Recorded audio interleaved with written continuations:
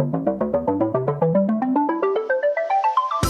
listening to Luke's English Podcast. For more information, visit teacherluke.co.uk. Hello, listeners, and welcome back to Luke's English Podcast. This is episode number 773, and it's called What Do British People Think of the Queen and the Royal Family? So, yesterday I came back from my trip to London, where I was staying with my brother James for a few days. I mentioned it in the last episode. And my weekend with James coincided with the celebrations for the Queen's Platinum Jubilee. You might have seen reports of the celebrations on the TV or online, wherever you are. Did you see that? Did you see the stuff that was going on in London? Big celebrations for the Queen's Platinum Jubilee. 70 years on the throne. That was the reason. So the celebrations involved a variety of different things, including a kind of military procession through the streets of Westminster near Buckingham Palace called the Trooping of the Colour, the lighting of Platinum Jubilee beacons across the country, and these beacons are basically large flaming torches which were lit as part of a long tradition at this kind of celebration. Also, there was a service of Thanksgiving at St Paul's Cathedral. There was the Derby at Epsom on Friday. That's a horse racing event, usually attended by the royals. Then there was the Platinum Jubilee Party at the Palace, which was a big entertainment show with live music and celebrity appearances. There were Jubilee lunches and street parties, which happened across the country, although, to be fair, I didn't actually see any in the areas where I was visiting in South London. I kind of got off the train, expected or hoped to see parties in the streets that I could get involved in with James, but I arrived on James's street and just nothing going on at all. I didn't see one single street party. To be fair, there was one barbecue on a street corner. Some guys selling some like barbecue food on the street corner, but that's pretty much it. But I think there were parties in other parts of the country. And also the Platinum Jubilee pageant, which is a sort of procession through the streets led by the Queen's golden carriage. I say through the streets, that's obviously in Westminster in central London. The Queen wasn't actually in the carriage for that, and so a sort of digital version of her was visible inside the carriage instead. This was a kind of animated projection of the Queen waving from inside the carriage, a bit like a hologram, but not technically a hologram. So lots of things were happening. And I was planning to record an episode with James over the weekend anyway, and I felt we couldn't really avoid talking about the royal family because it's just unavoidable, and also I know that plenty of people are interested in it. So we decided to make a whole episode on the subject of the Queen and the royal family. The plan was to try and answer the question, what do British people think of the Queen and the royal family? Now, it's difficult to sum up what all British people feel about this. And so we decided that we could only really give our own opinions. So maybe the episode should be called What Do James and Luke Think About the Queen and the Royal Family? But, you know, we are British people after all, so I think the original title still works. And you'll hear that we tried to be objective and to weigh up the arguments for and against the monarchy, or maybe just to express the complex feelings that we have about this, complex, mixed feelings, because we can see both good and bad things about the whole arrangement. So we tried to express our feelings, but also to deal with the different points of view and to refer to some surveys and public opinion polls that seem to show how British people in general feel about the royals. So I hope that this does inform you about what it's like for most normal people in the UK. If you consider James and I to be normal people, I'll let you decide that one. So after recording, we were slightly worried, actually, that we came across as a bit too negative or cynical towards the royals, and that perhaps we should have had a royalist on the show as well for balance. So here's a sort of disclaimer for the episode. We're just two people talking, and this is just how we feel. Our comments represent a very small sample of public opinion in the UK. We don't hate the royals or the Queen, but instead we are just not completely sure about the arrangement. As you listen, you can see whether we think the monarchy should be abolished completely, or whether it should be maintained, or some kind of third way.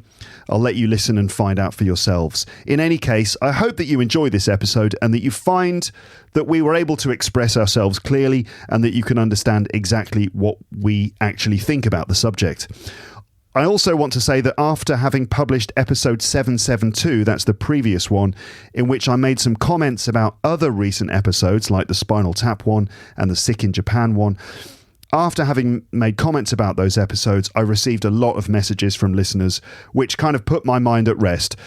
Basically that they loved the episode about Spinal Tap and that they thought the audience were fine at my talk at the BC, so that's nice.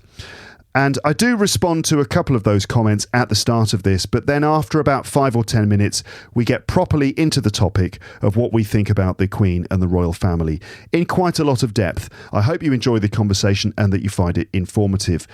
Please leave your comments as usual. What do you think of the Queen and the royal family from your point of view? Maybe you observe these royal events from a distance in another country, or maybe you're living in the UK and you see it much more closely. In any case, let us know what you think too. So that's it for my introduction. Let's now travel back through space and time into my brother's living room on Friday the 3rd of June 2022 in the middle of the Queen's Platinum Jubilee. Make yourself a nice cup of tea, get comfortable, and let's get started.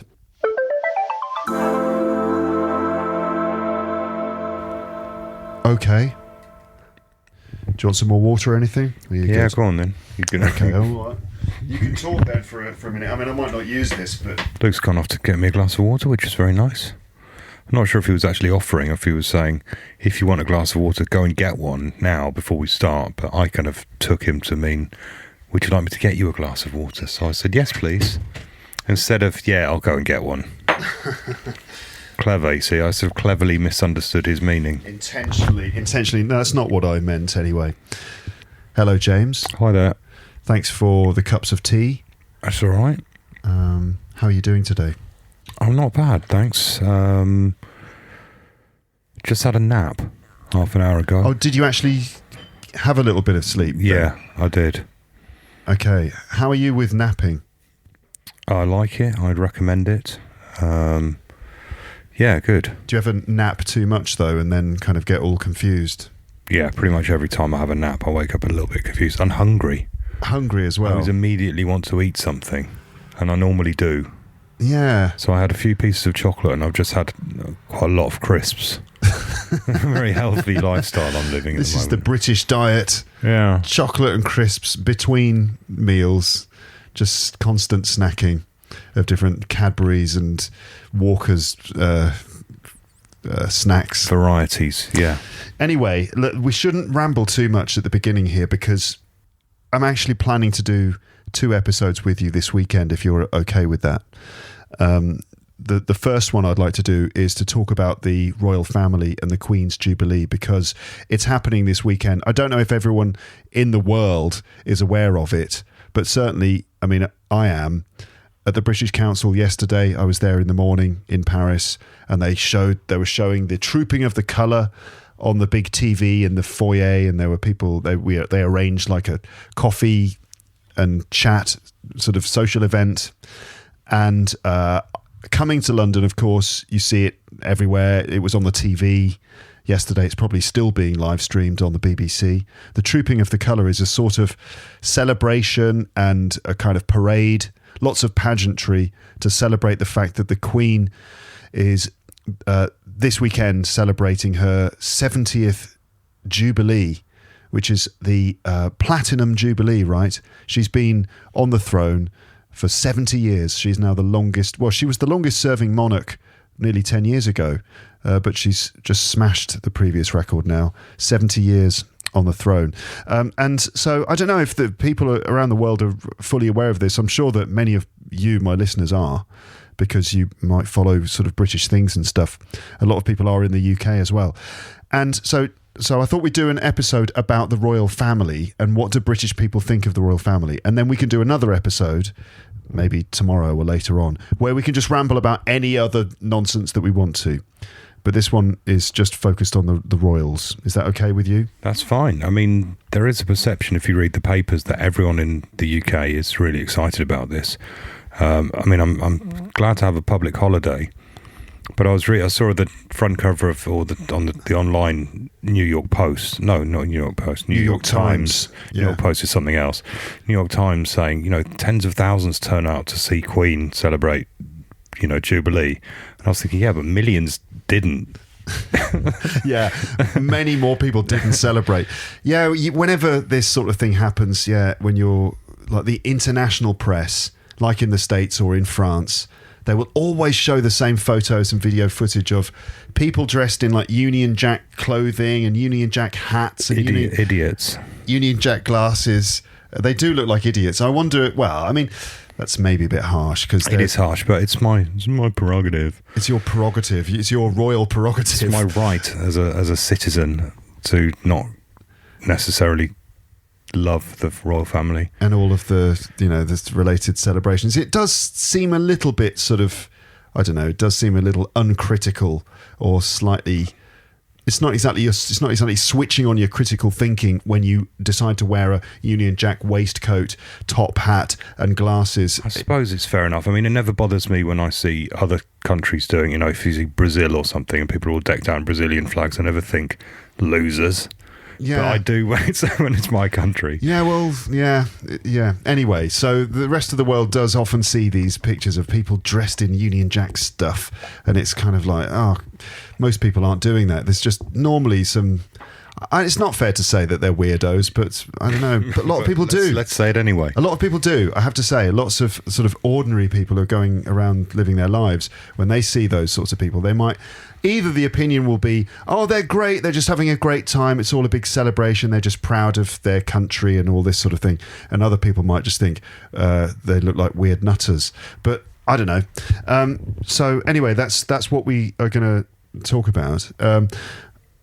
Now, before we get started, I did want to read out a couple of comments from listeners that have come in since I published the last episode, which was just me rambling in my pod room and talking about certain recent episodes that I've done, including the one about Spinal Tap with you.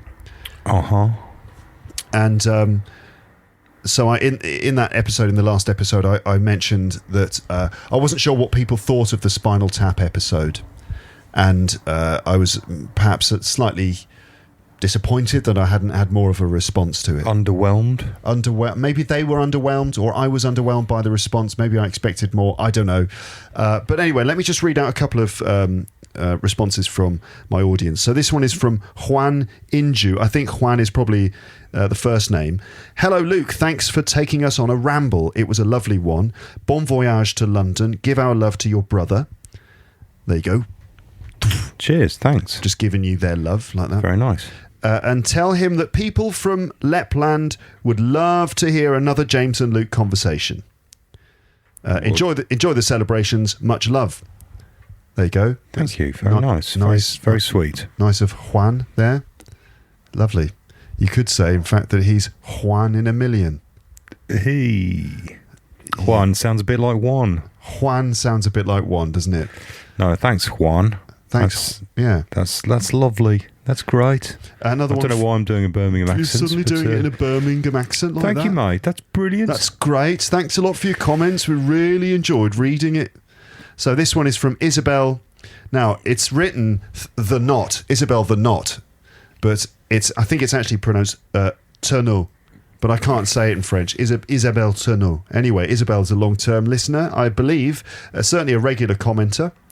And she wrote this. Hi, Luke. I guess Isabel's from French. That's not right. She's from France. She said this. Hi, Luke. I've just finished listening to this new episode, and I'd like to comment on some of the topics you mentioned regarding your performance at the British Council. So I did a storytelling. I saw it. I watched about half of it. Yeah. It was a good, entertaining sort of spoken word performance. Yes. It wasn't exactly stand-up comedy. Wasn't exactly a talk. It was somewhere in between the two. Yeah. I liked it. One of the things I said in the last episode was that I was a little bit disappointed with the response from the audience. I wanted them to be a bit more loud. I felt like, well, a couple of people commented saying that the crowd seemed to be a bit dead. And thinking about it, it's like, yeah, okay, I wanted more of a response from the audience. I was definitely happy with it. That's why I published it. But I said that I expected more from the audience.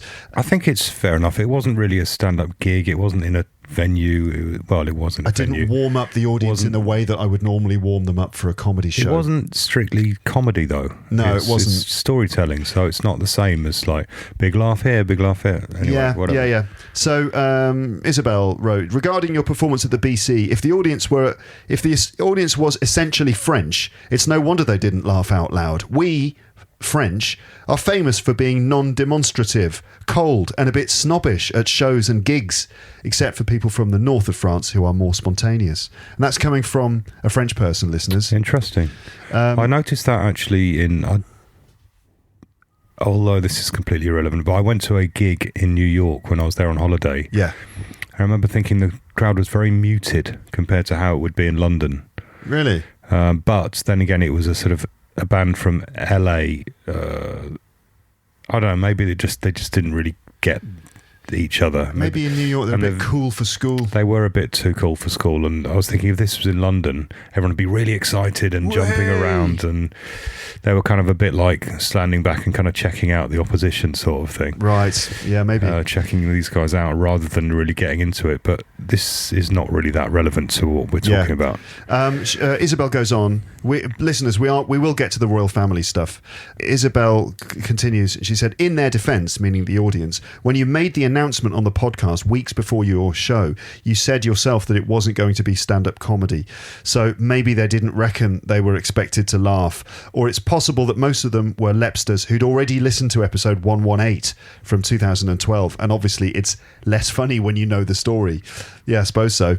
And she says, and for the Spinal Tap episode with James, I'm surprised you didn't get more positive feedback. I loved it, although I was a bit disappointed because I couldn't find it on Netflix. You know what, Isabel? I think it got removed literally at the same time that I published, because the week before, in preparation for the episode, I had watched it on Netflix. Things appear on Netflix and then disappear. It's like they get the rights to them for a period of time. Also, everyone, there's going to be a sequel to Spinal Tap, which is coming soon, I believe. That's another thing for another time. What do you think that's going to be like? I've no idea. I mean, all I know is that the main three guys, are still very, very good, and they're really, really still great at improvising as their characters. So I hope that if they allow them to improvise a lot of it, if they make it in the same way that they made the original, there's no reason why it wouldn't be good.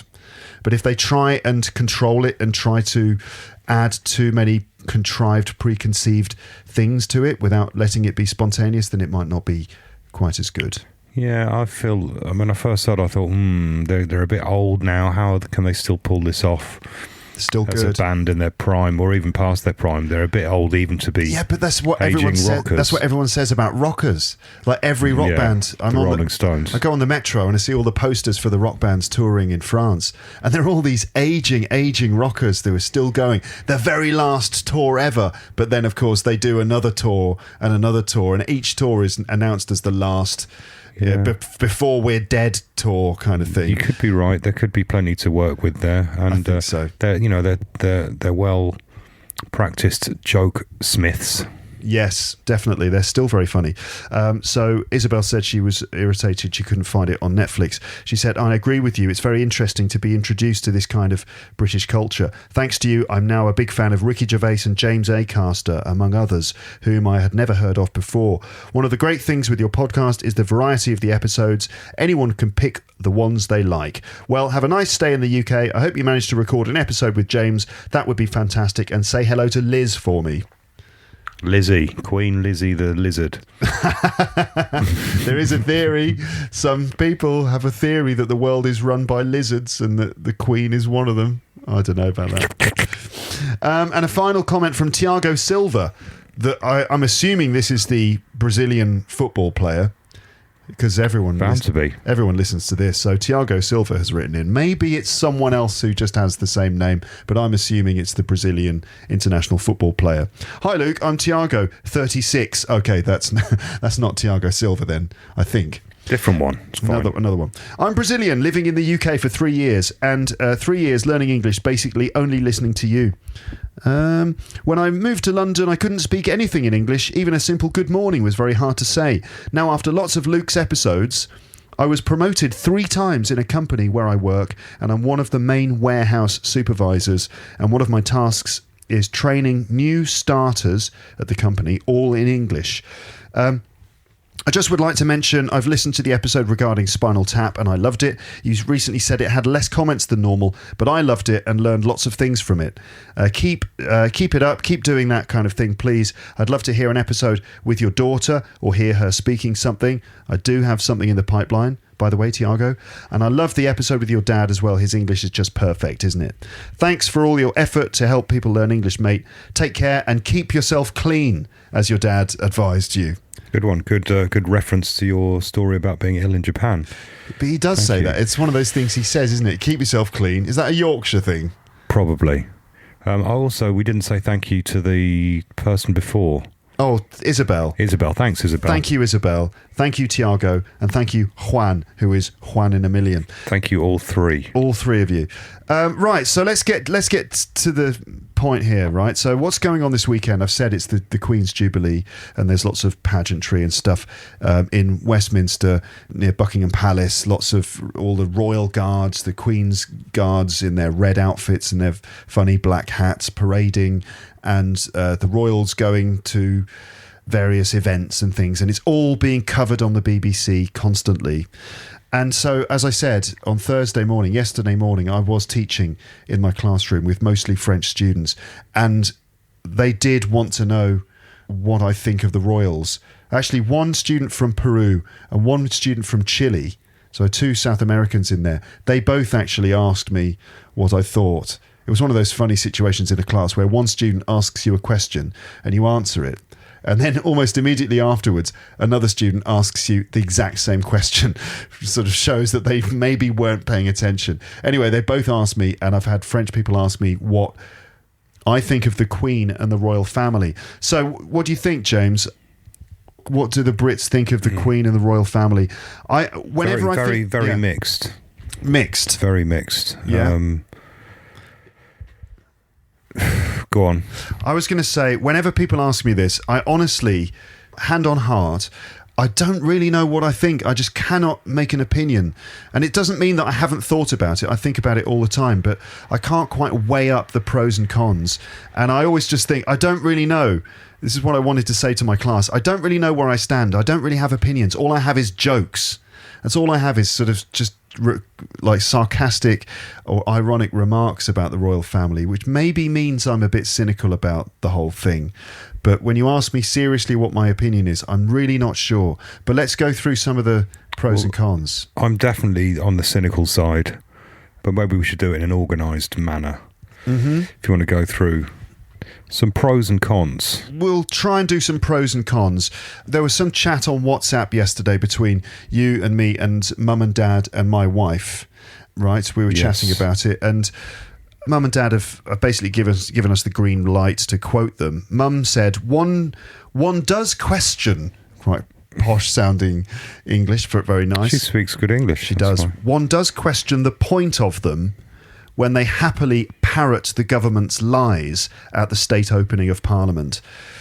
So every year when Parliament is opened, it's normally opened by the Queen. This year it was opened by Prince Charles, and a statement is made by the Crown, But it's written by the government. So it's a strange situation that really it should be that the government work for the Queen. But in fact, in these moments, the Queen is basically reading what a statement that's been written by the government. They're basically giving the okay to the government to come in it's like into power. The official okay. That goes on to my first negative. Yeah. My only positive, rather. Say that again. That comes on to my only positive, really, which is supposedly, as I see it, the Crown or the royal family is kind of head of the armed forces, the army, the navy, whatever, the military. Yes. And so the military, in all the pageantry and all their sort of rigmarole and the way the system is set up, are loyal to the royal family. They're not directly loyal to the government, they're directly loyal to the royal family. So in theory, this would mean that if there was some sort of crazy prime minister that decided to try and have a military coup, where they get the military on side and say, I'm not leaving, it's not a democracy anymore, we're becoming a dictatorship. Yes. In theory, the armed forces wouldn't go along with that unless the Queen went along with it as well. So it's a way of separating the government from direct control over the army and the armed forces. Yeah. Whether that would, or how that would pan out in reality, I don't know. But it seems to me that is a kind of plus point. It's a kind of separation of power being able to be grabbed by a sort of rogue government, a military dictatorship of some sort. Yeah. So the royal family basically are who the army defer to, right? Not the government in power, which I've just said about 3 times. No, but there we go. No, we got the point. Yeah, that the Queen is essentially the commander-in-chief, and the armed forces work for her. They're loyal to her, exactly. So it could be a sort of a block against potential sort of fascist or whatever military autocracy. A kind of safety net. Checks and balances. I mean, democracy is often a system of checks and balances. You've got power here, but then that power is checked by giving other powers to some other area, which is supposed to balance things out. But in reality, I don't know. Well, I think it does seem to work in reality. The army doesn't, in its system of power, I suppose, or system of organisation. Yeah, the ultimate head is the crown. Yeah. And I think that's what a lot of the pageantry and trooping the colour and all that sort of the routines and the uniforms and the ridiculous amounts of kind of, what do you call it when you perform a certain set pageantry.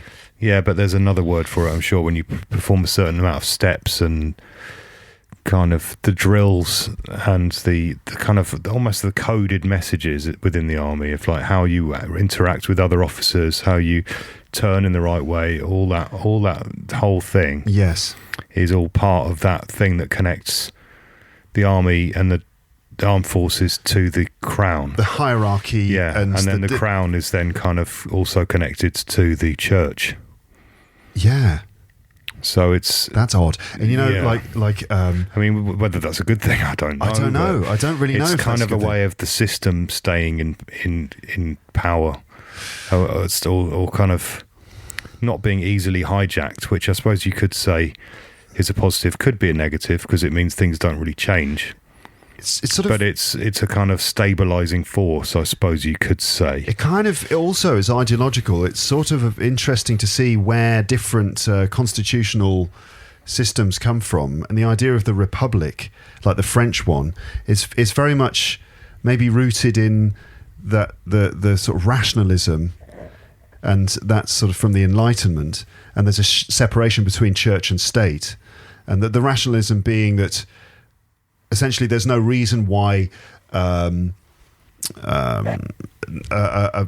royal family should rule. No. And whereas what we've got, essentially at the heart of it, there is a sort of odd connection with religion still. And well, they're kind of tied into the royal family. Yeah. But the Queen is, as well as being, let's say, the commander-in-chief, the Queen is also the head of the Church of England as well. Yeah, it's I mean, yeah, I don't know if this is all 100% accurate. Are you pretty confident about this? I'm pretty confident about this. Yeah. You got the Archbishop of Canterbury, who is the sort of the one who is sort of in charge, but the figurehead of the Church of England is also the Queen. Yeah. So what was I saying?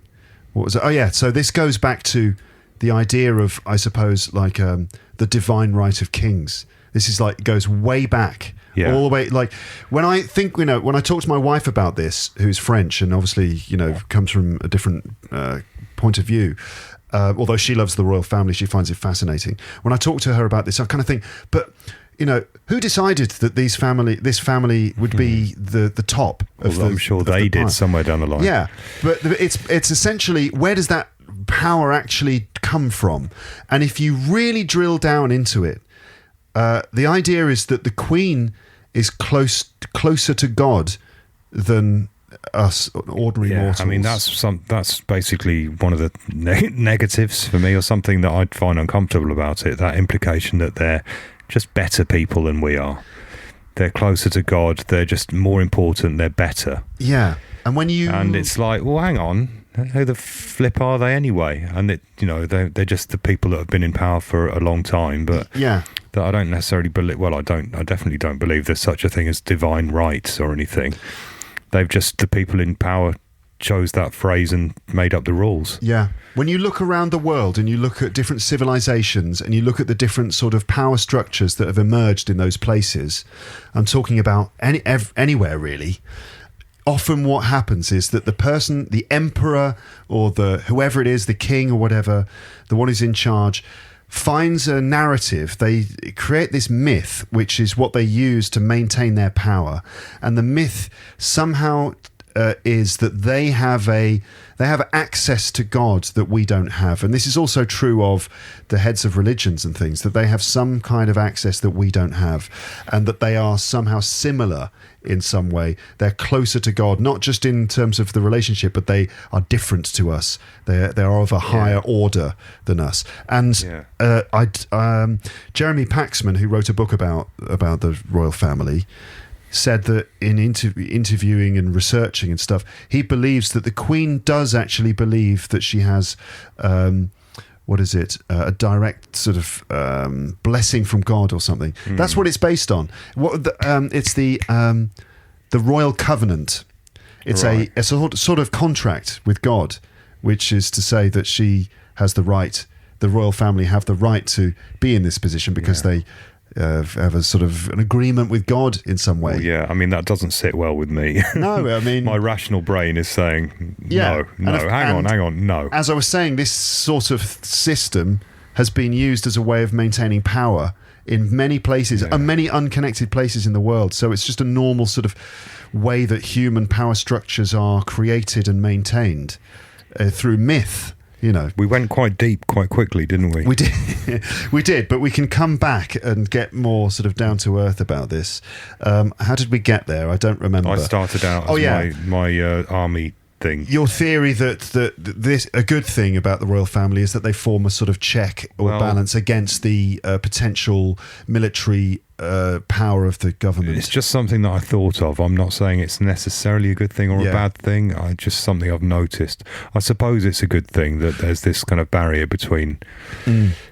But then again, the royal family aren't elected, and the government are. But then again, elections are very flawed, as we know. Yeah, there are lots of elections that go on, especially the system that we have, which is a first past the post system.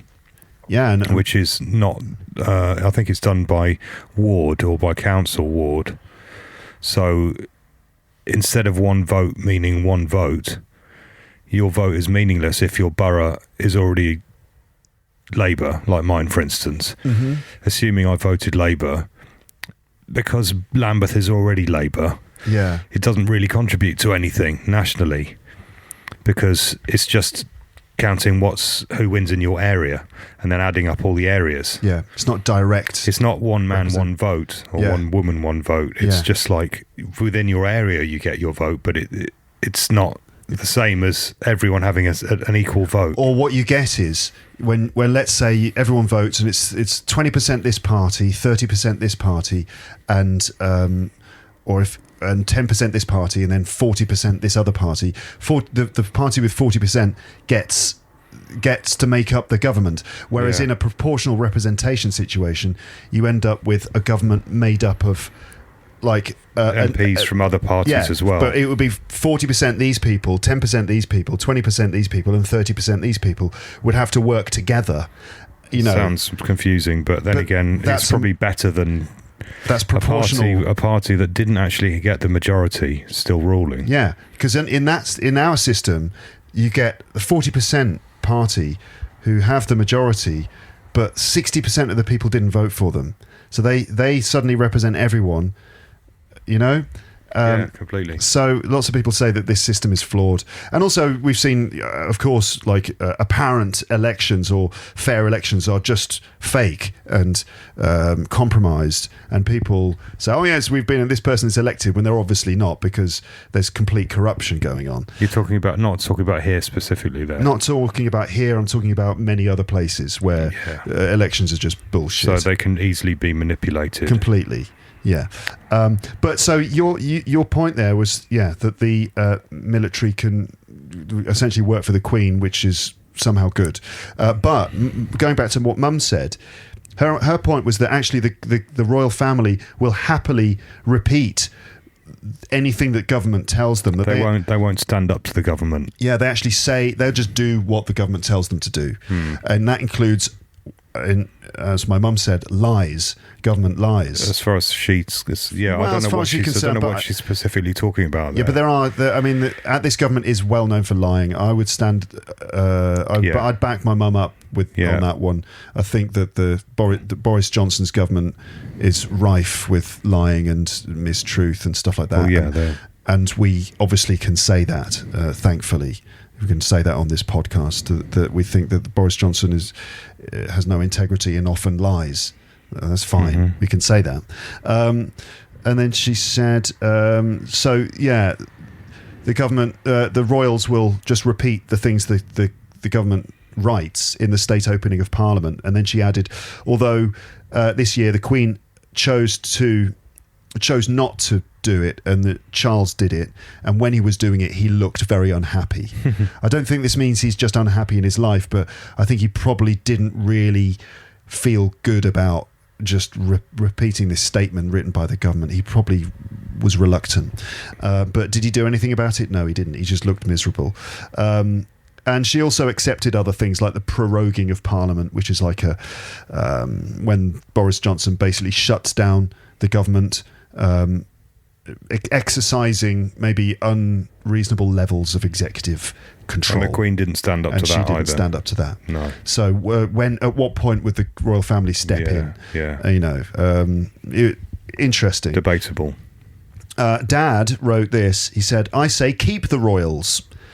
Look at all the awful presidents. He's got a point.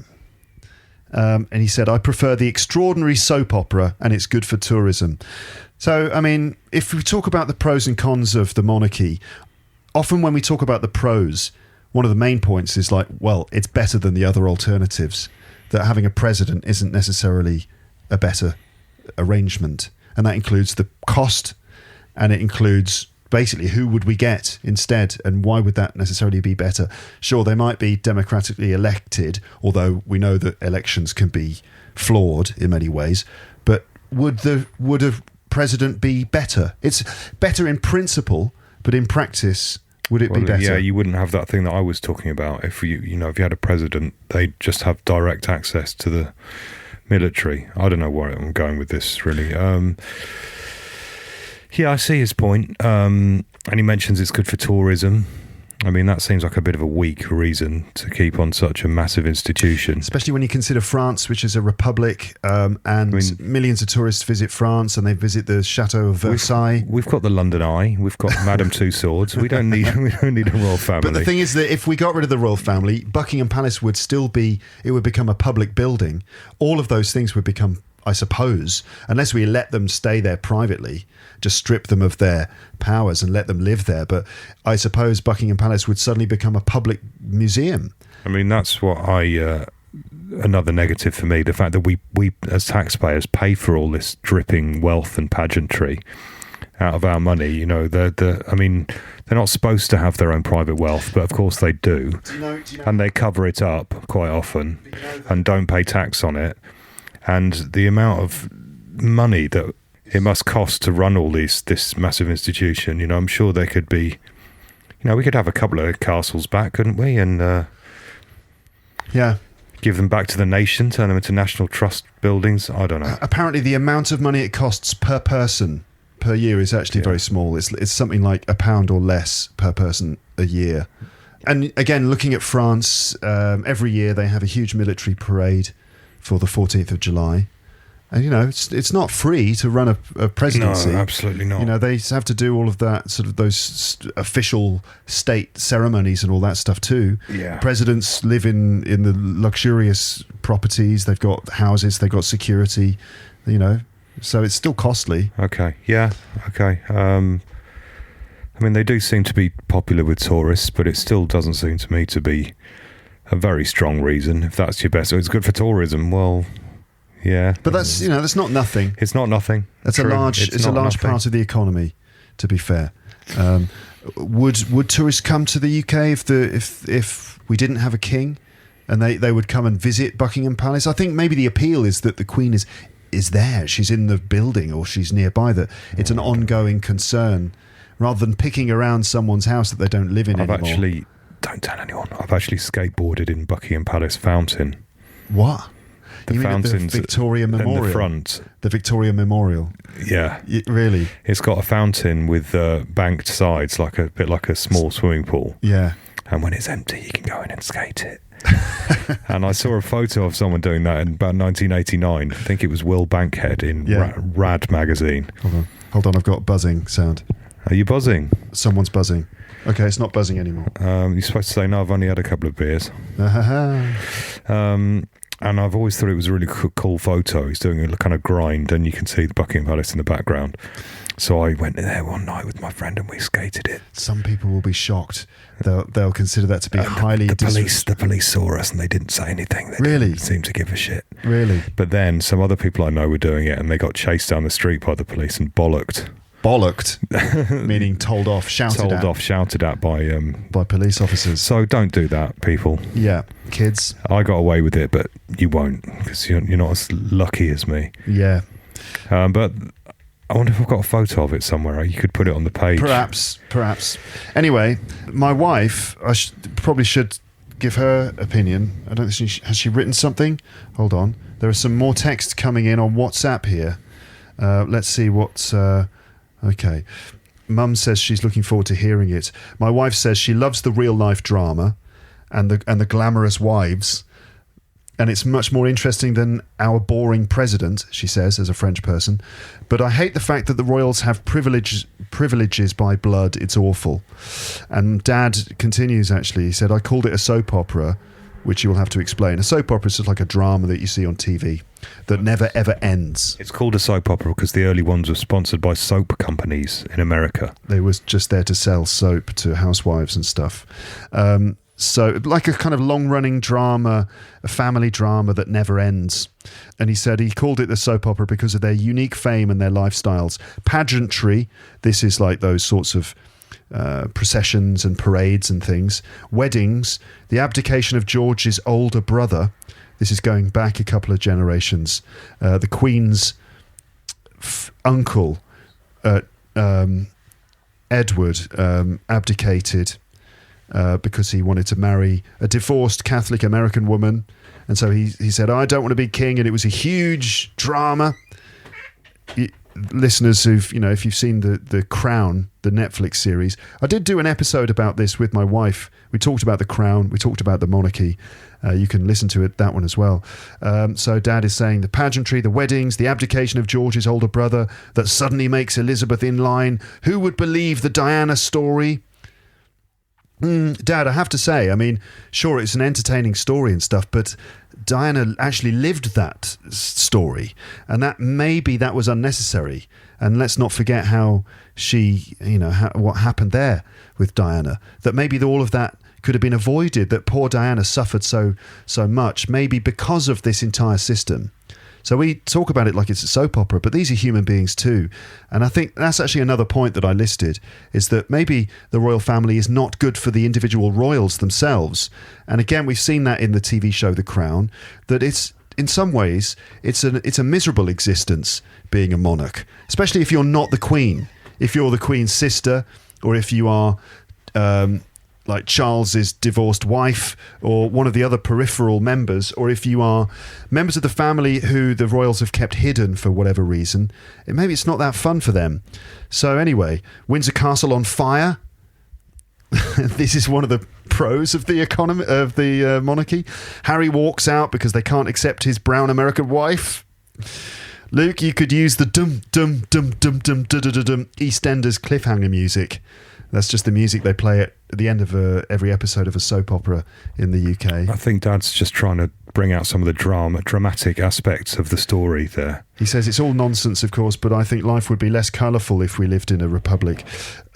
Perhaps, Dad, perhaps you've got a point. So that's like some family opinions. Should we quickly go through some of the for and against? Yeah. So in terms of the for side of things, maybe it's good for tourism, good for the economy. It's the big arguments really are it's a question of unity and continuity. So especially the Queen, and it's the Queen's Jubilee, and a lot of people have been pointing out that the Queen has done an amazing job. Now, one of the comments I saw online was someone saying this: I disagree with the monarchy, but I think the Queen has done a fantastic job. Which doesn't make sense to me. How can you disagree with the monarchy and say that she's done a good job? Oh, they just did say it. But I think what they mean is that people respect the fact that the Queen has sort of carried on. She's kept calm and carried on for 70 years.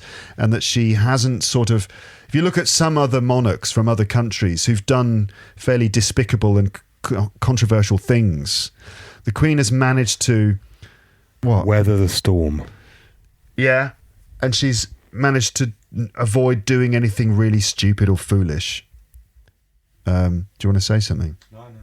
But the fact that she's maintained, she's served the country, 70 years of unbroken service, and she has been a sort of consistent figurehead through many decades, through many changes in the country's history, through World War II and all sorts of other thing. She's seen so many different prime ministers, and the fact that she's still there connects the people to our nation's history, and that there's something important about that. I mean, we talk about nationalism and how we don't like it and flag waving and stuff, but at the same time it is important for, in some regard, for the spirit of the nation, for the sort of national identity.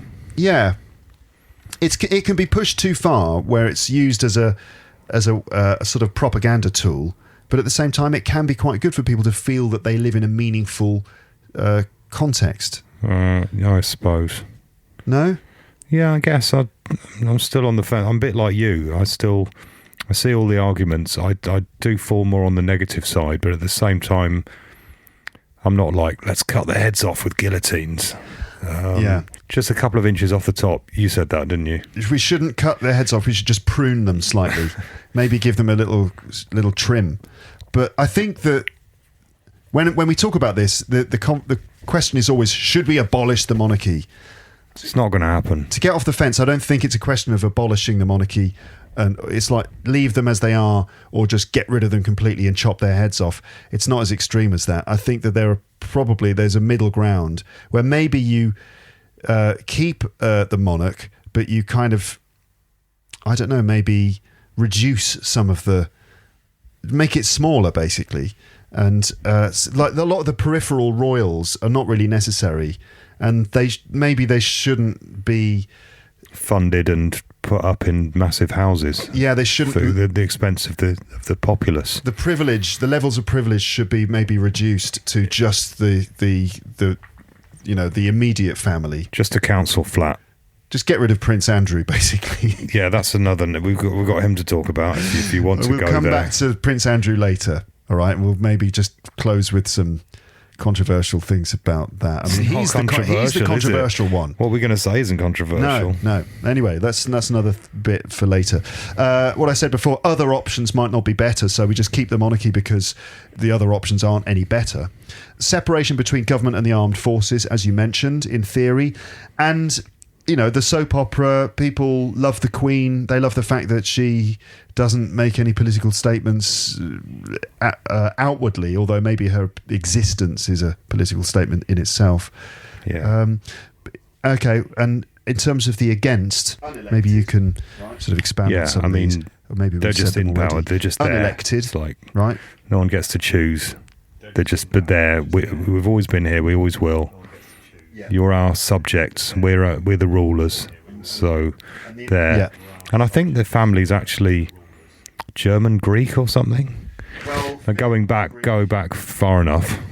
Philip was Greek. Philip was Greek. Edition of the family. Philip was Greek. This sort of edition of the family, because we've had various different versions, very thinly connected to each other. This one is they're originally German, so it comes from like Prince Albert, who was Victoria's husband. He came from Germany, but the family has its origins in Germany. Yeah. We've also we've had Dutch monarchs, we've had French monarchs, Scottish, although that obviously is Britain.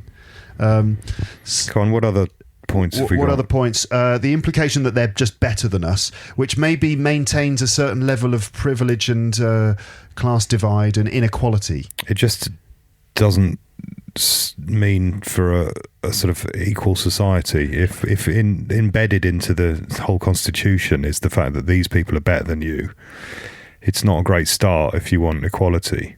Yeah. What kind of message really is that sending out to the nation? Yeah. Okay. That maybe they are just tools of the establishment, as we've mentioned before, and their whole existence is to keep things the same, to maintain the status quo, make sure nothing changes, and the right people stay at the top. Yeah, to maintain this present power structure and to keep. Which could be good or bad, because it's bad if you say, well, I don't like it, I want to change it, then it's bad. But it's good if some other people who are crazy and violent say we want to change it really quickly into something worse, then I suppose that's a good thing. So if you're a conservative, basically the royal family are good because they keep things the way they are. If you're a progressive, you might think the royal family are bad because we need to have a more enlightened view of our constitution, and one which is more democratic and fair and not based on these sort of very old and outmoded ideas. Yeah. That's probably the crux of it. Other things, monarchy still holds royal prerogative, which grants the Prime Minister powers such as the ability to declare war. The expense, as we've said before, the unaccountability, and is it good for the individual members itself? So can I just also reference a couple of articles? Yeah, please do. Anything with actual facts in it would be good, as opposed to our cheap opinion. What do the Brits think of the royals? This is an article from theweek.co.uk, which is a sort of summary of different news stories from the week. Today's big question, this was from the 7th of April of last year. So this is a year ago. Things might have changed in that time, but a year ago it was all about Meghan and Harry, and they were getting a lot of bad press in the right-wing establishment newspapers like the Daily Mail, Daily Telegraph, even the Times. So anyway, this story. The royal family has faced drama after drama over the past few years, before the world pandemic was even thrown into the mix. The Duke and Duchess of Sussex, that's Meghan and Harry, or Harry and Meghan, rocked the institution by quitting their senior roles and leaving the country last year, which took some of the focus away from Prince Andrew's links to disgraced sex offender Jeffrey Epstein. Almost 2 million people watched the Duke of York being interviewed on Newsnight in November 2019 in what was later described as a car crash interview. That's one where he was basically denying that he had committed sex abuse offences, basically. Not very convincingly. Yeah, incredibly unconvincingly. Yeah, whoever advised him. In fact, I think he was advised not to do it, and he did it anyway, didn't he? I understood that he did the interview without even asking the Queen. So it's basically, did you do these alleged offences? And he said, no. Like that. He came out with some ridiculous things like, I actually technically can't sweat because of what happened to me in the Falklands. We're going to have to come back to this. Which doctors said that's not really physically possible. And he also said I was in Pizza Express in Woking the night in question, which is just a very strange thing to say. There's other things. We've got to come back to that. Let me just finish this. So, the car crash interview, but the numbers paled in comparison to the 12.4 million viewers who watched Harry and Meghan's interview with Oprah Winfrey last month.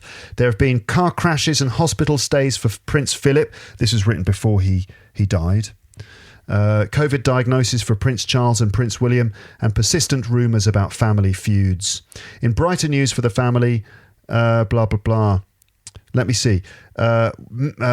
What do people think of Meghan and Harry? A Delta poll survey for the Daily Mirror found that just over half of the 1,590 British adults questioned thought that Harry and Meghan had damaged the reputation of the royal family.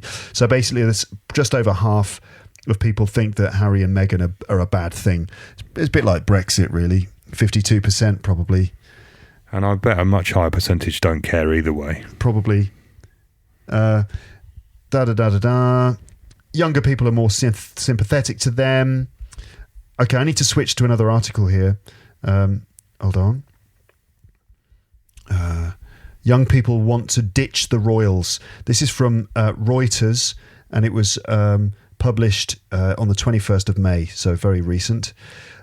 Young people in Britain no longer think the country should keep the monarchy, and more now want an elected head of state, with their mood souring over the last couple of years, a poll on Friday showed. A poll is how you measure public opinion. It's like a survey. The British monarchy traces its history back to William the Conqueror, who invaded England from Normandy in 1066, Normandy in France. Although royals ruled the patchwork of kingdoms which stretched across what became England, Scotland and Wales for centuries before that. We had many, many kings before William the Conqueror. They stretch back into almost like time when we don't have any historical records. According to the survey on YouGov, 41% of those aged 18 to 24 thought there should now be an elected head of state, compared to 31% who wanted a king or queen. That was a reversal of sentiment from 2 years ago, when 46% preferred the monarchy to 26% who wanted it replaced. However, overall, the survey had better news for Queen Elizabeth, 95 years old. Is she 96? This year, and no, 95, and the royal family, with 61% favouring the monarchy. This is overall, not just young people, while just under a quarter thought it should be replaced with an elected figure. So there you go. I mean, it's hard to judge public opinion, but it looks like about 75% of the country thinks that we should keep the monarchy. Were there any other options? Should be replaced with a public figure, or replaced with a Mars bar? Replaced with fish and chips for everyone. I think free fish and chips for a year. Monarchy, no monarchy, free fish and chips for a year. Everyone would vote free fish and chips for a year. So anyway, the most popular royals. Who do you think is the most popular one, James? Most popular royal. I'm going to say, what's the older son called? William. He's the most popular of all of them. Oh, the Queen. The Queen, yeah. The Queen is the most popular. Queen is, so this is levels of favourability. So how much people like them. So the Queen has a favourability rating of 69. This is like top trumps. It is. The Queen's got 69.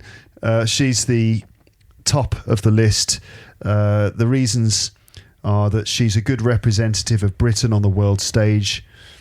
She unites people across the country. Having been known to the public for her whole life and a head of state for 70 years, it's not a surprise that Queen Elizabeth II is currently Britain's favourite member of the royal family, said the polling firm. Second in the list, you think it's William, do you? William. It's William with a rating of 59 points. William is second in line to the throne. So there's obviously the Queen, then Prince Charles, then William. He is also second in terms of popularity. He remains far more popular than his father, Prince Charles. The British public tend to think both princes will make good kings if they ascend to the throne. But there is significantly more confidence in William than Charles. said the Daily Mail. Who's in third place?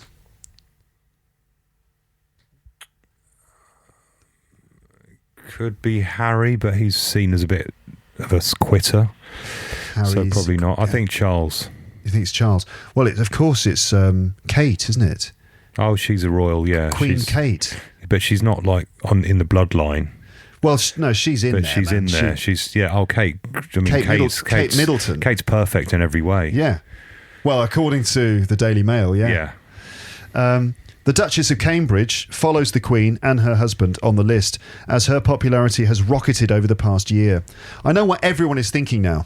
The question is, do you think that they should skip Charles and just go straight to William and Kate because everyone seems to prefer them?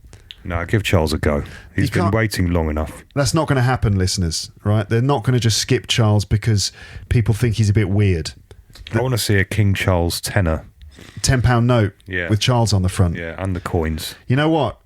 I'm sure that the Australians will not want to have Charles on their money. There's no way Australians or other... Don't they like him? No, I'm sure they don't like him that much. Or is it just it's going to be a reminder that they're still ruled technically by a British royal family? Is that kind of another little dig like? Well, the Commonwealth, right? This is the Commonwealth now, the Commonwealth of Nations. A lot of those countries have the Queen as their head of state. I remember when I got to New Zealand, I think no, she's not, or is she? Yeah, she is. Yeah, she's on the money. I was like, what's she doing there? Haven't you got like a flightless bird or something you could put on there? She has got. Well, I was going to say she is a flightless bird, but that's not. That doesn't make sense, does it? She can't fly anyway.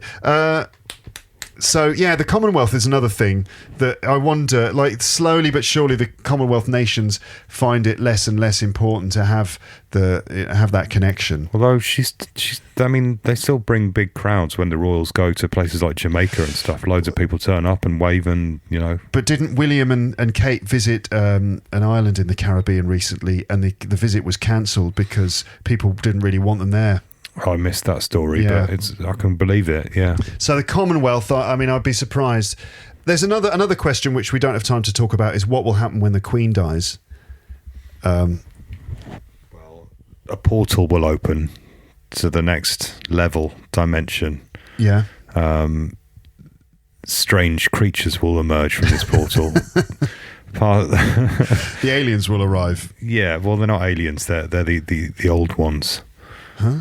What are you talking about? I'm talking bollocks. Talking complete bollocks. It'll be like Doctor Who. It'll be a bit like Doctor Who. Yeah. So Doctor Who is a long-running English TV series, British TV series, and the character of the Doctor, he regenerates. So when he dies or she dies, they regenerate and become a new one. And it's kind of like what's going to happen with the Queen. She's going to essentially regenerate and become Prince Charles. It's going to go down, down, down, down, down, down, down, down, down, down, down, down.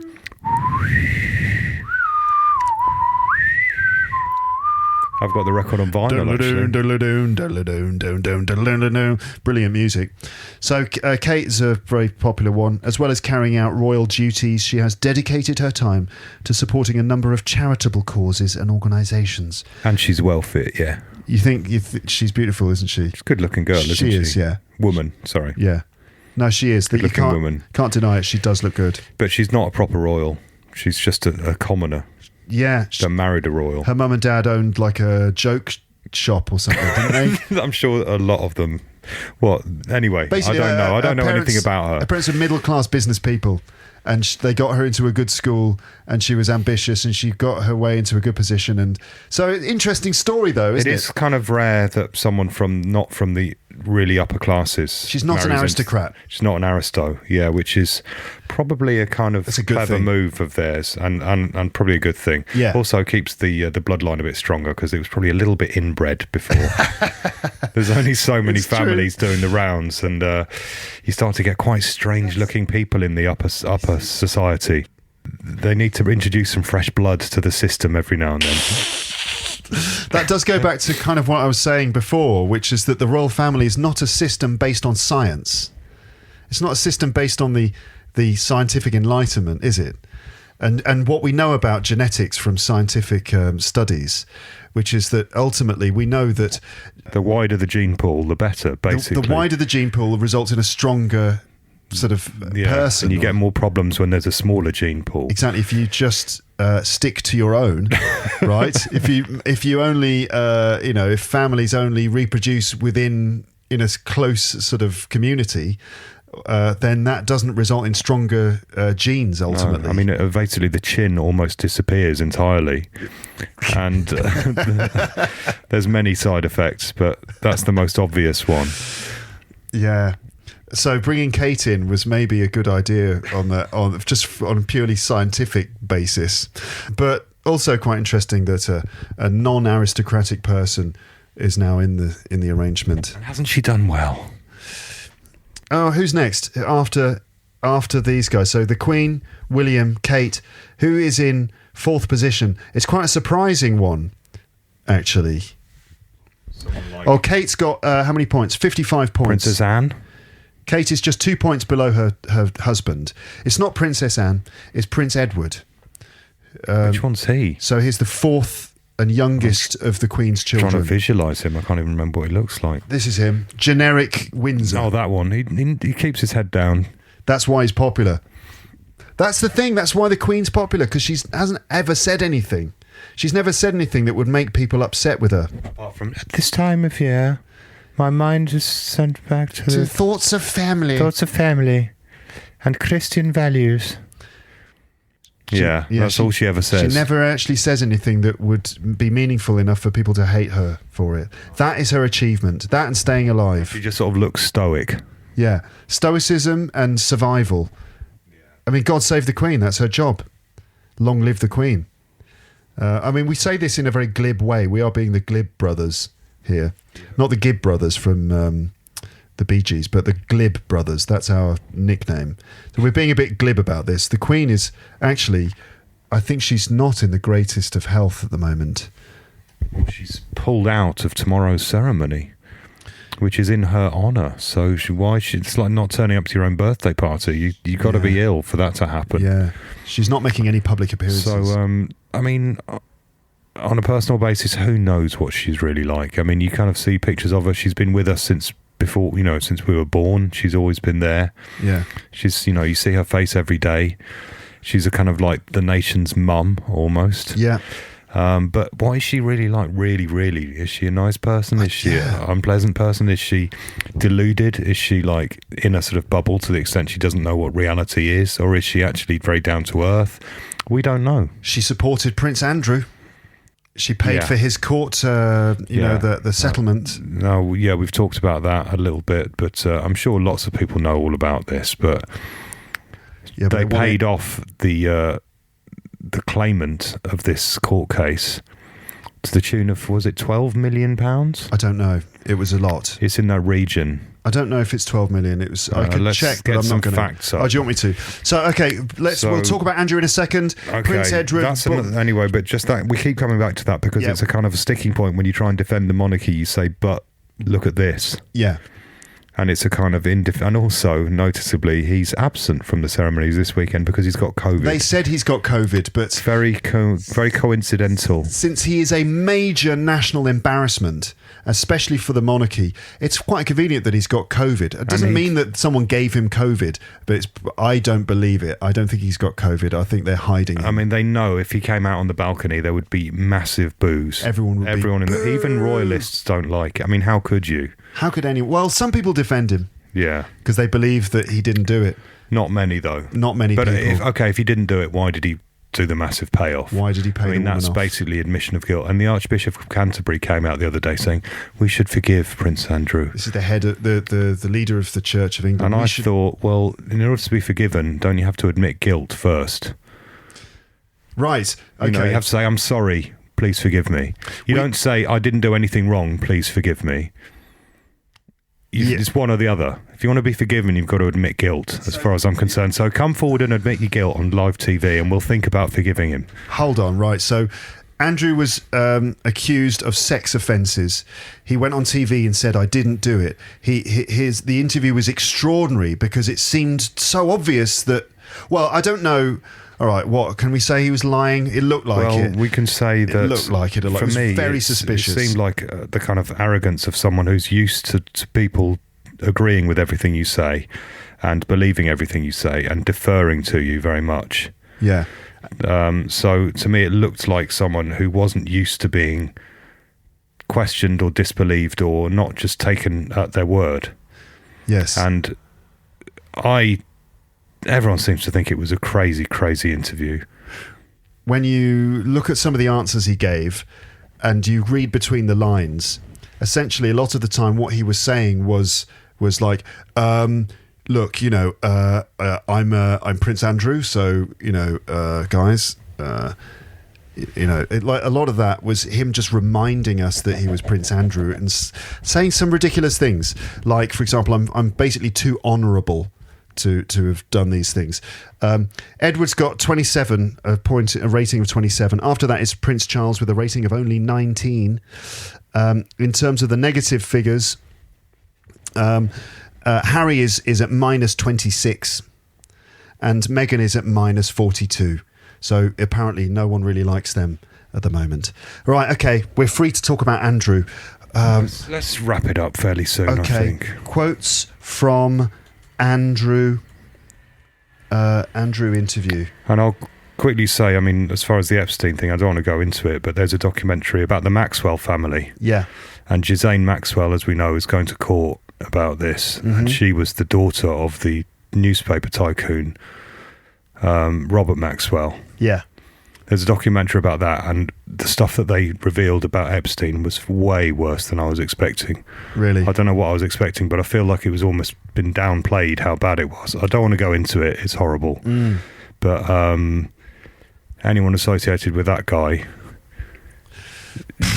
it's just appalling. It's absolutely horrible, really. Yeah, he's a convicted sex trafficker and sex offender, right? And conveniently died in jail. He died in jail, and many people believe that he was probably assassinated because of his connections to many people in very high positions of power, including Bill Clinton, Donald Trump, Bill Gates, and a number of other people. It's extremely shady and very, very disturbing that there seemed to be this network of people. We don't know who, to what extent everyone of these people were involved, but we're talking about prostitution of underage girls, right? Let's just not go on. No, that's enough to say about that. But then that's putting it mildly. I'll say it was worse than that. But let's go on. Yeah, okay. We don't know, but that's what you got. That's the impression you got from that documentary, was that it was a lot worse than that. And so Andrew, someone came out and said that Andrew had basically, that she'd been forced to have sex with him, that he had done, basically accused him of sexual abuse, right? He denied ever meeting her, and then later on she was paid off to go away. A huge amount of money. After she took him to court, instead of going through the court litigation and having all of that essentially become public information, he chose to just pay her off with, I don't know how much it was. Hold on. How much did Andrew have to pay? Right? Or it was the Queen that actually paid it, I believe. Family money.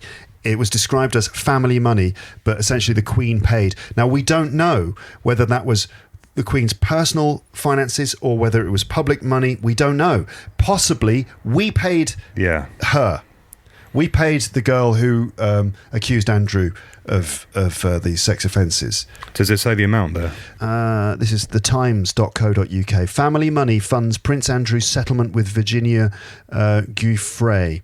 The Duke of York has paid the money, estimated to be about £10 million, to complete his out-of-court settlement and the civil case that threatened to overshadow the Queen's Platinum Jubilee celebrations. £10 million. So possibly... We're not, we don't know, but it's a very handy coincidence that he's not able to attend this weekend, because Boris Johnson, when he stepped out of his car at yesterday, St Paul's yesterday, was booed by a large section of the crowd. That's booing to boo. Boo! And so he's actually more popular than Prince Andrew. So, far more popular. So imagine the response he might have got if he'd stepped out of the car, and that would have been unthinkable for the royals. This is the Evening Standard. Prince Andrew has spoken out about his links with disgraced financier Jeffrey Epstein for the first time, and denied having sex with a teenager in 2001. The Duke of York's much anticipated appearance on BBC's Newsnight to defend his reputation saw him admit that he did not regret his friendship with Epstein. That was the other thing.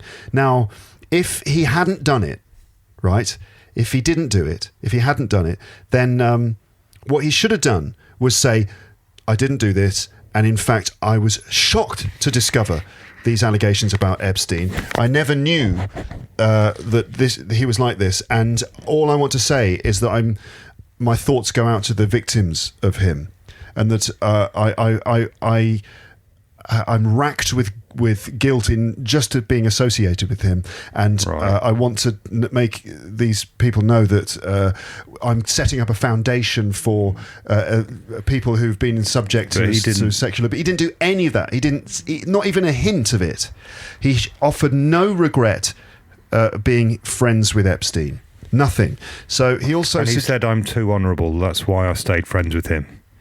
He said, yeah, the reason I stayed friends with him is because I'm too honourable, suggesting that he's not the sort of person who could break off a friend. Well, I don't understand that. What does that mean? I'm too honourable to stop being friends with him. What could that possibly mean? Don't know. That he's too nice. He didn't want to say to him, look, fuck you, Jeffrey. You're a scumbag. I didn't realise. So, screw you. I'm out. You're dead to me now. That he's too honourable to say that. That's what he suggested. That because he's too honourable. Well, yeah, this has taken a kind of a dark turn, but I think this is where the monarchy becomes kind of indefensible in this instance. I do not regret friendship with Epstein. Some of the other things he said... So when it came out that Jeffrey Epstein was being convicted for these crimes, what did Prince Andrew do? He didn't just call him and say, yeah, Jeffrey, yeah, you're a scumbag. I don't want anything to do with you anymore. Goodbye. Click. He flew to New York. Where did he stay? In a hotel, one of the many hotels that he could have stayed in, and then popped to visit Jeffrey and said, look, you're a scumbag. I don't want anything to do with you now. You're dead to me. How could you? Goodbye, I'll never speak to you again. No, he didn't do that. He went and stayed with Jeffrey Epstein for about 3 days or something because it was, quotes, convenient. Wow, that's messed up. And he stayed with him for a number of days, including a walk in the park where they were photographed having an intense conversation. And also, he says that he sort of bumped into him in a corridor maybe one day. While walking through his house. In his own house? In Jeffrey Epstein's own house. So what? It can happen when you stay at someone's house. Sometimes you can bump into the host walking down a corridor. Oh, I didn't expect to see you here. Yeah. Do you want to hear a clip or two? Oh, God, yeah, go on then. Put a couple on. Okay. All right, let's hear Emily Maitlis on the BBC interviewing Prince Andrew. He was released in July. Within months... By December of 2010, you went to stay with him at his New York mansion. Why? Why were you staying with a convicted sex offender? Right. I have always, ever since this has happened, and since this has become, as it were, public knowledge that I was there, I've questioned myself as to why did I go, what was I doing, and was it the right thing to do?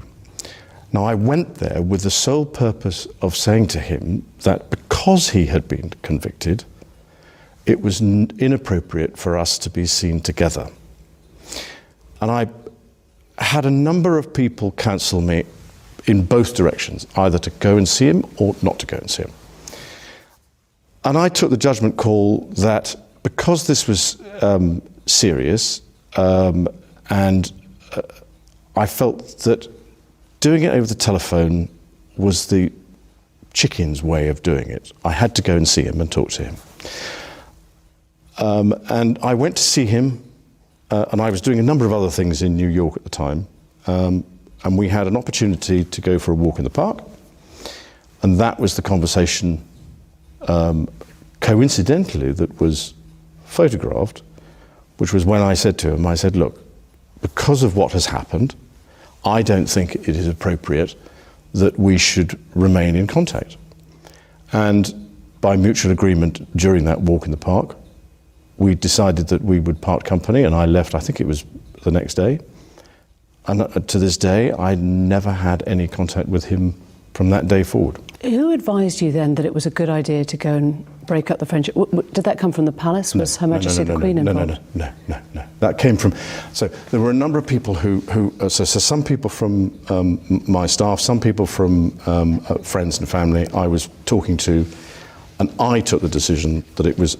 I had to show leadership, and I had to go and see him, and I had to tell him, that's it. That was December of 2010. Yep. He threw a party to celebrate his release, and you were invited as the guest of honour.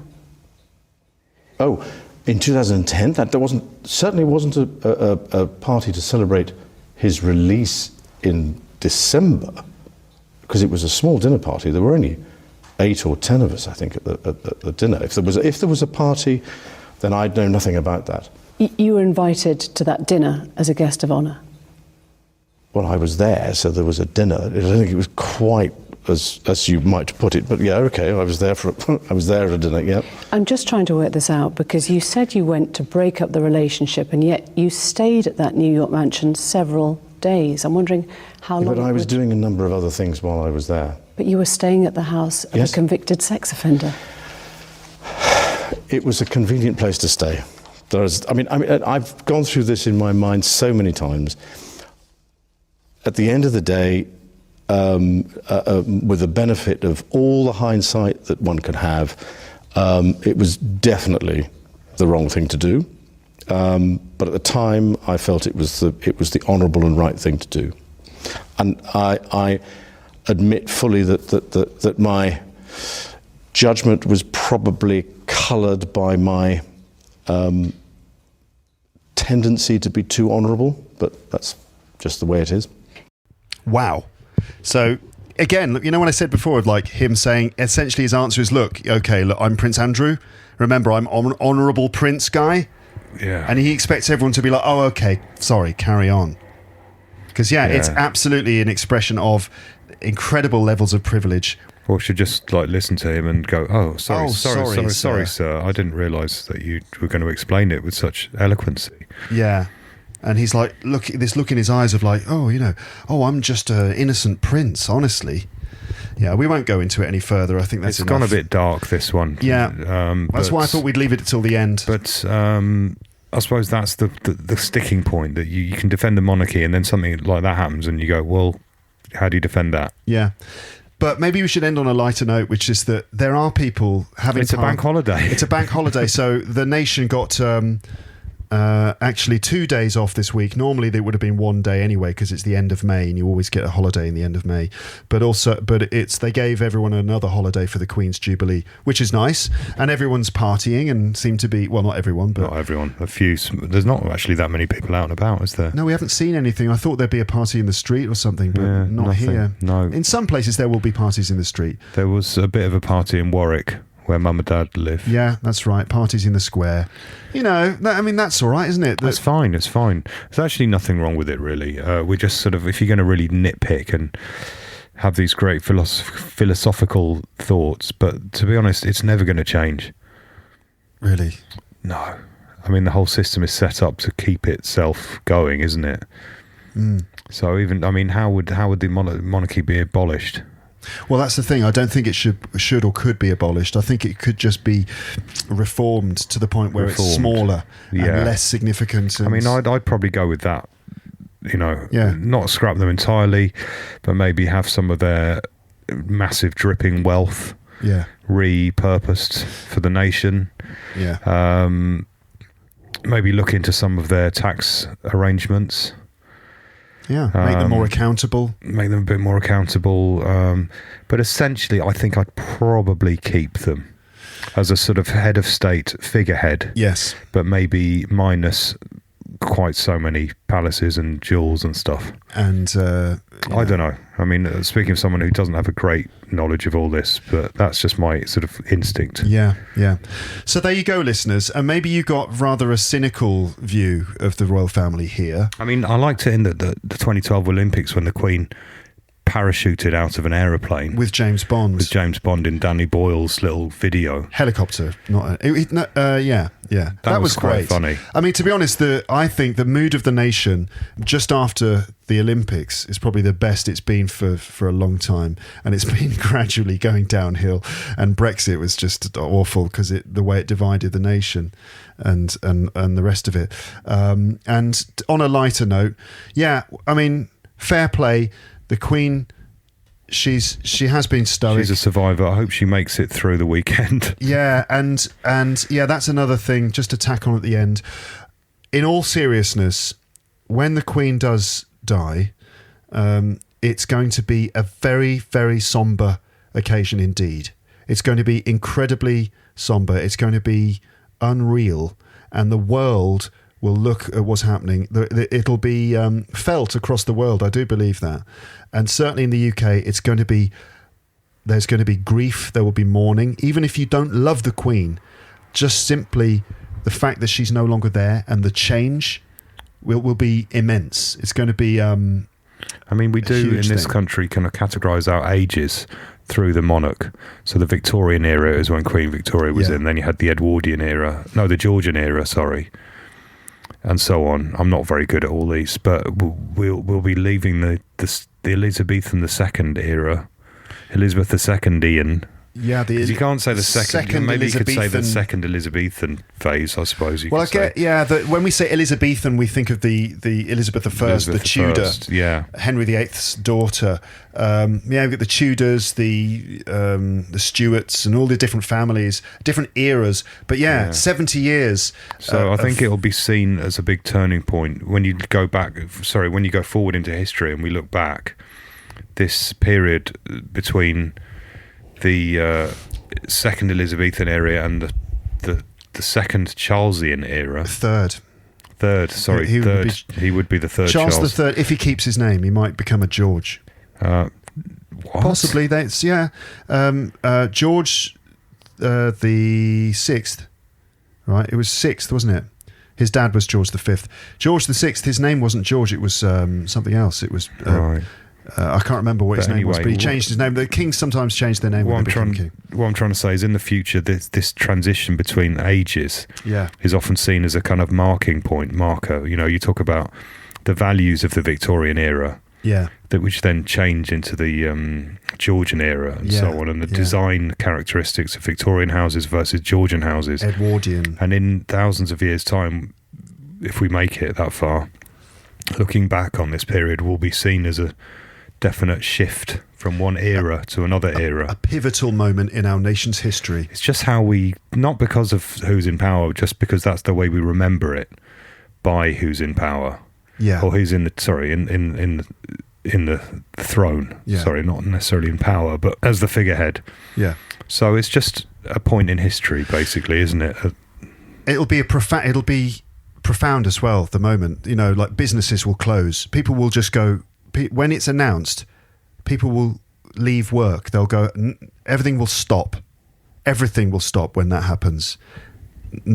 People. It will. No. You see. Okay. I bet the off licenses stay open. All right. Maybe the wine and beer shops will probably have to stay open. They'll do a lot of business, but a lot of people will not go to work. Everything's going to stop. You'll see. And they say that the BBC will not show comedy on the TV for several weeks. Yeah, and they have certain songs lined up for sad news. And so the pop music stops and they play certain sad music for that day. Yeah, exactly. Everything will be... It will be felt profoundly, and it's going to be interesting. The country will change, definitely. Okay, that's it, listeners. Let us know your comments, as always. I'd love to know what you think, wherever you are, whatever your context is. How do you see the royal family from other countries and other cultures? We're very interested to know what you think. I hope that you found this interesting, everybody. Sorry things got maybe a bit dark in places, but that's not our fault. is it? We're just talking about what's going on. And I think it is a legitimate point of concern for people. Even royalists would get stuck on that one. Yeah. But however you feel about the royal family, have a great Jubilee. Yeah. All right, everyone. Cheers. Speak to you very soon. But for now, it's just time to say goodbye. Bye. Bye. Bye. Bye. Bye. Bye. Thanks for listening to Luke's English podcast. For more information, visit teacherluke.co.uk.